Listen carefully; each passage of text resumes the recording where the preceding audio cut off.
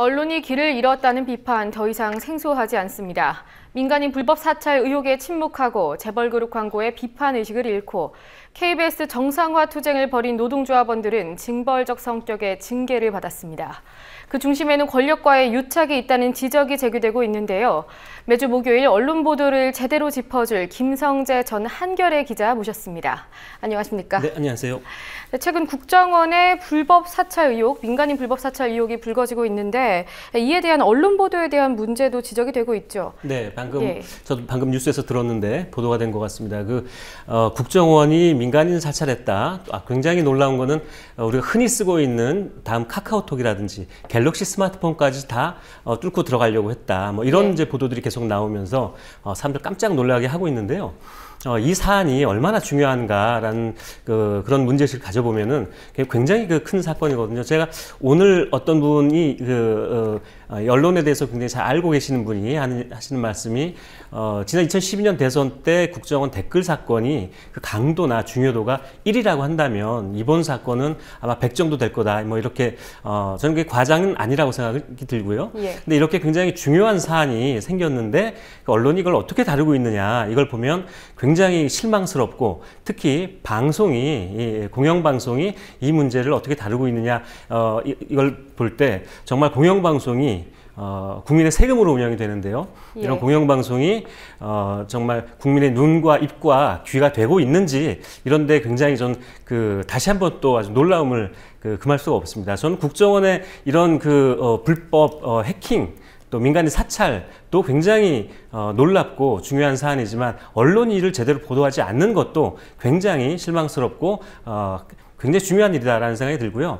그래서 보니까 최근에 이게 지금 지난주 월요일부터 일부 언론에서 이 사건이 이제 보도가 되기 시작을 했는데 KBS, MBC 그리고 SBS가 이 사건을 보도를 했느냐 또 어떻게 보도를 했느냐 그걸 잠깐 보면요. 7월 9일, 10일, 11일, 12일, 13일까지 단 한 건도 이와 관련된 보도가 나오지 않았죠. 그리고 예. 14일 이제 KBS가 2건, MBC가 1건 이렇게 보도를 했고요. 그리고 어제 저녁 때 KBS 1건, MBC가 1건 보도했고요. SBS도 각각 1건씩 보도를 했는데 재밌는 거는 JTBC 종편에서는 7월 10일부터 1건, 2건씩 보도를 하다가 7월 13일부터 6건, 8건 6건 이렇게 해서 전체를 보면 KBS가 지금 어제 저녁 때까지 단 3건 보도했고요. 네. MBC 2건, SBS 2건, JTBC가 25건 보도를 했습니다. 예, JTBC가 지상파를 넘어섰다 이런 지적도 있더라고요. 이거 네, 보니까. 그래서 참 재밌는 예. 현상이 벌어졌는데요. 이게 보도를 아예 안 하거나 그러니까 은폐하는 거죠. 축소하거나 은폐해서 국민들이 알지 못하게 이렇게 방송이 지금 지상파 방송들이 공영방송들이 하고 있고 어떤 보도 횟수 네. 그러니까 양적인 문제도 그렇지만 질적인 문제에서도 굉장히 아주 심각합니다. 7월 14일에 이제 KBS, MBC가 SBS가 이제 1건씩 2건씩 보도를 하기 시작했는데 네. 대체로 뉴스 보도를 하면 뉴스의 맨 앞부분에 처음 나오는 뉴스가 이제 제일 중요한 뉴스죠. 말하자면 신문에서 얘기하면은 일면 톱 기사가 되는 건데 국정원 해킹 의혹에 관한 보도를 KBS는 14일 날 단 2건을 보도하면서 12번째 하고 13번째 뉴스로 배치를 했고요. 예, 방금 나왔던 자료가 바로 그 자료죠. 예, 그리고 예, 지금 준비된 것에 의하면은 3건이군요. 네. 13번째부터 15번째까지 상당히 후반부에 있는데요. 그렇죠. 예. MBC는 6번째 배치를 했고요. 예. 어제 저녁 때 15일 저녁 메인 뉴스에서는 KBS가 역시 12번째로 배치를 했고요. 예. MBC는 10번째로 배치를 했습니다. JTBC 같은 경우는 14일에 메인 뉴스에서 첫 번째 뉴스부터 6번째 뉴스까지 다 이 네. 뉴스를 보도를 했고요. 어제도 일부 보도에서 첫 번째에서 6번째까지 이 관련된 보도를 다 했습니다. 보도의 어떤 양이나 또 네. 보도의 배치 순서 또 그렇지만은 이 보도한 내용을 보면요. KBS와 MBC는 주로 국정원이 이에 대해서 어떻게 해명을 했는가 이거를 중심으로 보도를 해서요. KBS가 14일 방송한 내용의 제목은 국정원이 북한 해킹 대비 프로그램 구입을 했는데 사찰은 없었다라는 예. 국정원의 입장을 그대로 받아 써서 하는 보도를 했고요. MBC 역시 국정원이 대북 정보전을 위한 것이라고 강하게 반박했다. 이런 취지의 보도를 하면서 MBC 뉴스데스크의 제목이 국정원 해킹 프로그램을 수입했나 북한 사이버 위협에 대응하기 위한 것이었다. 이렇게 이제 보도를 했는데 네. 지금 지금 계속 줄줄이 나오고 있는 내용이 일부 이제 다른 언론에서 나오고 있는 내용이 국정원이 이거를 뭐 북한에 그 대응하기 위해서 한 것이 아니다. 네. 민간인 사찰을 실제로 했다는 그런 이제 정황이 아예 나왔잖아요. 정황이 계속 예. 나오고 있죠. 그리고 다음 카카오기나 아까 말씀드린 대로 네이버 블로그라든지 갤럭시 폰을 그 뚫으려고 했다는 거는 이건 만약에 이렇게 뚫리면 오늘도 보니까 새정치민주연합에서 그 시연을 했더라고요. 그 전에 예. 뭐 다른 방송에서 한번 시연을 보여줬는데 이게 뚫리니까 핸드폰을 쓰지 않고 있는 동안에도 녹음과 카메라까지 다 작동이 되는 거예요. 제가 그걸 보고 왔는데요. 이건 모든 국민을 다 사찰하겠다, 사찰할 수 있다라는 걸 보여주는 거거든요. 그런데도 이 내용을 보도를 하면서 국정원이 사찰을 하려고 하는 게 아니었다라는 식의 국정원의 발표만 그대로 받아 써서 보도를 하는 게 이게 과연 언론이 중립적인가? 아주 기본적인 언론의 기능인데요. 중립적인가라는 생각이 들게 만드는 거예요. 그래서 요약하면 아주 우리 지상파 방송들이 KBS, MBC 공영방송들이 이 사안을 거의 다루지 않거나 숨기려고 하고 있는 게 아니냐. 뭐 이런 결론에 도달할 수밖에 없는 거죠. 예, 사실 언론사에서는 상당히 매력적인 아이템일 수도 있는데 이렇게 침묵에 가까운 상태라는 게 좀 의문이 드는 부분이고요. 또 반면에 뭐 조중동 같은 경우에도 뭐 지상파와 비슷한 보도 행태를 보이고 있지 않습니까? 네, 그 지상파 방송은 사실 말씀드린 대로 공영방송이고 예. 또 KBS 같은 경우는 세금으로 운영돼서 요즘에 시청료를 KBS가 올리겠다라고 하는데 도대체 시청료를 우리가 올려줘야 되는지 이런 생각도 들게 만들고요. 이제 이 지상파 공영방송들 말고 전파를 사용하는 방송 말고 사실 신문은 뭐 사기업이지 않습니까? 사기업이지만 신문이 이 여론 시장에서 그 여론을 만들어가는 그 비중을 차지하면 그 신문의 보도가 얼마나 중요한지 생각해 볼 수가 있는데요. 네. 조선일보하고 동아일보, 중앙일보는 그 거의 KBS, MBC하고 거의 제가 보기 비슷했던 것 같아요. 해명용 보도를 했다는 말씀이시죠? 거의 보도를 하지 않거나 예. 아니면은 국정원의 입장을 그대로 전달하는 뭐 이런 식의 보도를 했는데 오늘 아침, 그러니까 어제 말씀드린 대로 저녁 때 이제 KBS, MBC 뉴스 메인 뉴스가 저녁 때 보도가 됐는데 거의 깊이 있는 방송이 아니고 국정원의 입장만 이제 대변을 한 거였고요. 그래서 오늘 아침에 조선일보, 중앙일보, 동아일보 지면을 보면 이와 관련된 뉴스가 단 한 건도 나오지 않습니다. 예, 저희가 그 기사를 준비해봤는데요. 보면서 말씀해 주시죠. 네. 예. 우선 조선일보 일면입니다. 이게 조선일보가 7월 16일자 예, 일면인데요. 오늘 아침이죠. 단 한 건도 보도되지 않았고요. 예. 계속 넘어가면서 봐야 될 것 같아요. 동아일보는 동아일보의 경우 예, 동아일보도 단 한 건도 보도되지 않았고요. 예. 그리고 중앙일보도 역시 한 건도 보도되지 않았습니다. 예, 김정은 핵마이웨이 참 인상 깊은 내용인데요. 네, 이런 와중에도 저는 네. 김정은 핵마이웨이 같은 그 북한발 기사를 예. 내보내는 게 정말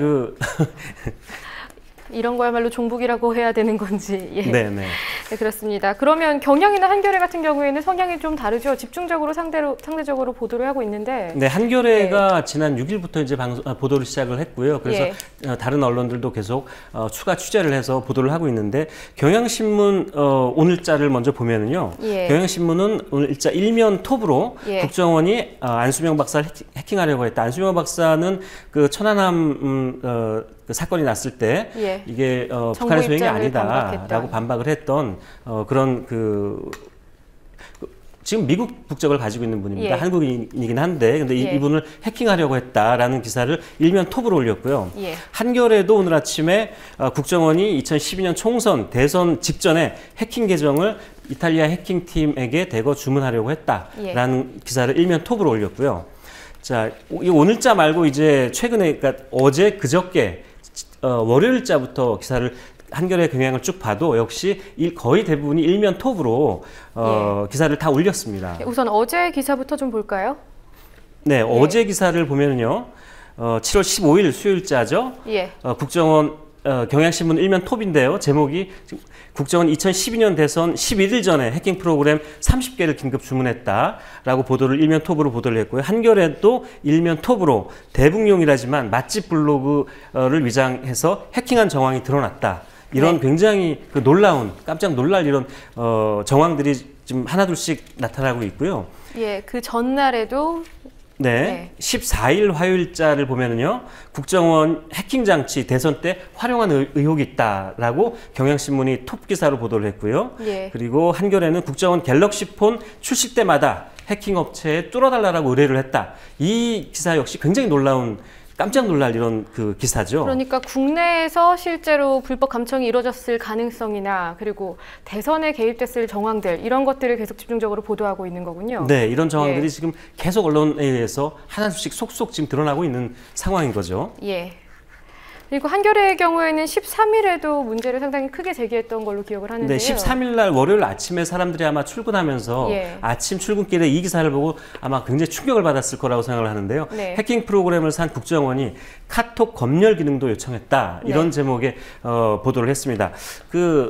지금 우리나라의 카톡으로 카톡 단톡방을 만들거나 해서 카톡으로 서로 이제 소식도 전하고 정보도 교환하고 하는 사람들이 굉장히 많지 않습니까? 네. 근데 이걸 다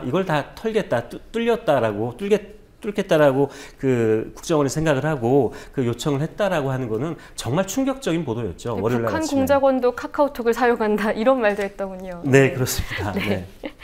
그리고 또 이번 국정원 사안도 그렇지만 또 경제 뉴스 가운데에도 권력 결탁적인 보도가 아닌가 하는 의혹이 제기되는 대목이 몇 가지 있었습니다. 삼성물산과 제일모직 합병과 관련된 보도가 좀 관심인데 여기에 대해서는 어떻게 보십니까? 네.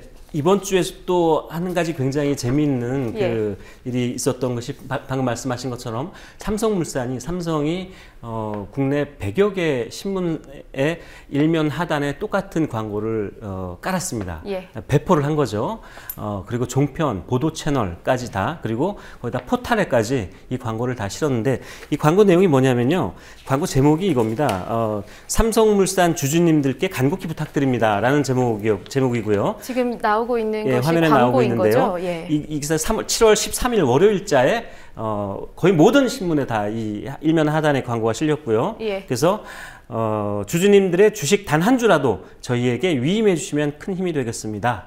라는 이런 기업의 의견 광고를 냈는데요. 예. 그래서 이 광고를 삼성이 아마 집행을 하는데 아마 수백억 원의 돈을 썼을 것이다라는 라고 이제 알려져 있는데요. 예. 그 광고를 푼 규모도 그렇고 왜 이런 광고를 냈을까라는 이제 사람들이 의아스럽게 생각할 수밖에 없는데요.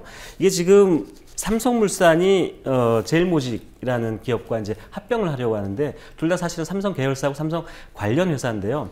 지금 이 두 회사가 합병을 하려고 하고 있는데 삼성물산의 주식을 7% 이상 가지고 있는 엘리엇이라는 그 사모펀드가 지금 반대를 하고 있는 거죠. 합병을 하지 못하게. 네. 근데 그 이유는 뭐냐면 이제 삼성물산의 그 주주들에게 손해를 끼치는 합병이기 때문에 이건 맞지 않다라고 하는 거고, 그리고 또 언론은 이걸 어떻게 보도를 하고 있냐면 이 합병이 정상적인 합병이 아니라 정상적인 두 기업이 시너지를 내기 위한 합병이 아니라 삼성의 이재용 회장에게 큰 이익을 주기 위한 이재용 회장을 위한 합병이다라고 이제 처음에 의문을 제기하고 보도를 했었는데요. 이제 그런 여론을 막기 위해서 삼성이 엄청난 수백억의 돈을 풀어서 전 매체를 다 이제 광고를 뿌리면서 논조를 바꾸고 조작하고 의도대로 바꿔나가려고 하는 게 아니냐, 이제 이런 의혹이 제기되고 있는 상황입니다. 실제로 보도도 그러면 그렇게 크게 비판적인 문제가 많이 제기되지 않았습니까? 초기에는 삼성물산과 이 두 회사의 합병에 대해서 이제 그런 의혹이 많이 제기되고 있다라는 보도가 나왔는데요. 그 이후로는 삼성이 어떻게 작업을 했는지 모르겠지만 삼성은 뭐 아시겠지만은 돈으로 언론을 이제 장악하고 지배하고 논조를 바꾸고 하는 것으로 잘 알려진 굉장히 악명 높은 사실은 우리나라 제1의 재벌 기업이죠. 이제 그 이후에 이 보도가 이제 초기에 논란이 되다가요. 대체로 경제지를 중심으로 또 다른 뭐 주요 신문들, 방송들에서 그런 이제 논조는 점점 사라지고 지금은 대체로 삼성물산과 제일모직의 합병이 정상적인 이런 합병이다라는 기사들이 거의 주로 나오고 있습니다, 지금은. 네, 지금 법원도 엘리엇보다는 삼성의 손을 계속 들어주고 있는데 내일 합병이 뭐 당연히 정상적으로 이루어질 거라고 예측을 네, 해보겠습니다. 네. 네. 그리고 다음으로 또 재벌과 언론의 유착 외에도 또 재벌과 언론의 유착을 보여주는 또 다른 단적인 예가 최근 박 대통령이 말한 8.15 특사에 관한 보도에서도 드러나고 있잖아요. 네. 예. 네. 박근혜 대통령이 이제 광복절 특사로 100만 명 뭐 이런 얘기가 나오고 있는데 예. 이제 사실 광복절 특사라든지 연말이나 새해에 이렇게 사면 복권을 하는 것은 대통령의 고유 권한인데요. 지금 문제가 되고 있는 것은 기업 총수라든지 좀 파렴치범이라든지 이런 또 그 정치인들 이런 사람들을 이제 특사에 포함시키느냐 안 시키느냐 이제 이런 이제 지점에서 논란을 불러오고 있는데요. 그래서 이번 사면에서 기업 총수들이 포함이 될 것인가 안 될 것인가 아직 정해지지 않았습니다만 박근혜 대통령의 표현을 빌자면 경제를 살리기 위한 특사를 하겠다라고 얘기를 해서 아마도 경제인이 포함이 될 거다라고 네. 이제 사람들이 보고 있는데요. 그래서 이 문제에 대해서 보수 언론들과 그리고 진보 언론들이 어떤 논조로 이 특사 관련된 보도를 했는지 비교를 해보면 금방 이제 논조 네. 차이가 이제 나타나는데 대체로 조선일보, 중앙일보, 동아일보 같은 보수 언론들은 이번 특사 계획에 대해서 굉장히 우호적이고 뭐 이런 보도를 한 거죠. 그래서 예, 보도한 기사를 직접 보면서 설명을 네. 해주실까요? 네. 예. 자, 조선일보가 100만 명 광복절 특사에서 일면 톱으로 썼고요. 사설에서도 광복 70년 국민 통합과 쇄신의 계기로 삼으려면 이런 제목으로 해서 박근혜 대통령이 이번 사면을 굉장히 아주 예, 우호적으로 굉장히, 지금 예. 다루고 있죠. 네, 그리고 동아일보가 박근혜 대통령 경제 활력, 네. 국민 통합, 8.15 특사 이렇게 보도를 했고요. 사설에서는 박 대통령의 광복절 특사 국정기조 바꾸는 신호탄인가 뭐 이렇게 보도를 했고요. 그리고 중앙일보는 박 대통령 광복 70년 사면 필요하다. 예. 교통사범 등 대상이 100만 명 될 듯. 그리고 여기에선 교통사범 등 대상 그러니까 일반적으로 좀 일반 국민들이 대상자가 될 거다. 이 부분을 부각한 건가요? 네. 예. 그리고 이 화면에는 안 나왔지만 중앙일보 이 기사에 예. 작은 제목으로는요. 국가 발전, 국민 대통합을 위해서 하는 것이고 기업 정치인이 포함될지 주목된다. 이렇게 작은 해서, 제목으로. 네, 예. 작은 제목으로 국가 발전, 이제 경제 발전, 요즘 뭐 경제가 굉장히 어렵다고 하니까 경제 발전, 국가 발전 얘기를 하면 사면이 굉장히 의미가 있다라는 식의 이제 의미를 이제 주는 거죠, 국민들에게요. 예. 그리고 중앙일보는 사설에서도 사면이 국민 대통합과 경제 살리기 계기가 되길 바란다라는 제목으로 중앙일보는 사설을 썼습니다.